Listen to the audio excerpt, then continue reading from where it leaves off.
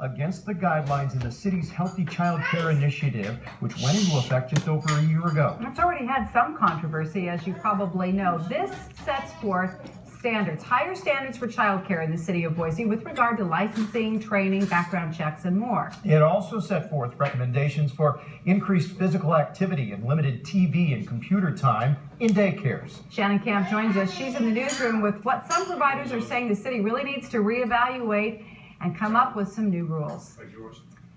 Dee and Mark, when they passed new stricter regulations for child care providers, city leaders told us they wanted to ensure a safe and healthy environment for Boise's children. But some providers now say that the stricter guidelines are doing more harm than good. There's no quantitative proof that this has done a thing. But everybody at this table can verify it has devastated us financially, and it has caused significant damage to child care in Boise. Today, more than 20 of Boise's daycare owners are banding together, calling for a timeout to the city's healthy child care initiatives and ordinance changes. You know what? We have a whole bunch of child care centers upset about this. Maybe we should look at it. The group calls itself the Coalition of Boise Child Care Professionals. Last week, they sent a letter to City Councilman Scott Ludwig, asking him to address 6 key issues it has with the new ordinance. All it's doing is really damaging parents' abilities, children's access to good child care. They've so reduced our number of spots. At the top of the list, a new standard that reduces the worker-child ratio in some age groups by as much as 25%. Within the city limits, we felt like that this is the right thing to do. Idaho is very low as far as the standards go on a national level, and we're trying to move that needle forward. Boise's ratios are now more stringent than the state standards in 2 key age groups, 2-year-olds and 5 to 12-year-olds. Just in my center, Park Academy, we lost an infant spot, a 1 spot, and 4 2-year-old spots. Just in those spots, $60,000 a year in reduced billings. A cost Berg says his center can't absorb. So we have to raise our rates. And when we raise our rates, that's hard on all parents.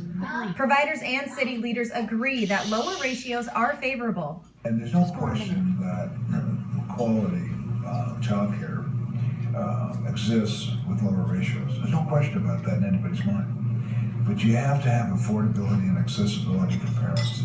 But providers say the financial burden the new standards place on them can be devastating.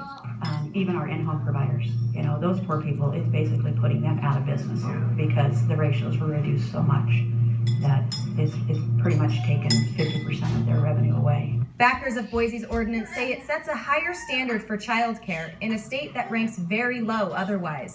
Idaho is at the bottom of the barrel in terms of standards for oversight and regulation. Boise had an opportunity last year to strengthen the city standards, and so they made incremental changes to the state standards. But for the coalition, those small changes come at too high a price. If they really believe that these ratios are so important, they have to contribute something to parents. They have to contribute to the program. In the letter, the coalition also asked the city to address 5 other issues it has with the new regulations.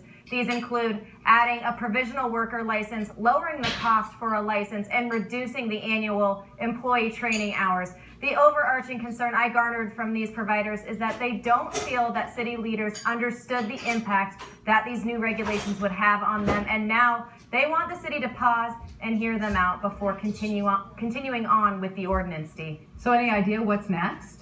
What's next for them? They have a meeting on Friday set up with the city clerk. She is set to speak before City Council in January to give an update on how the ordinance is going. So they're hoping to express their concerns directly to the city clerk, and hopefully she'll relay those on to City Council. All right, we'll be following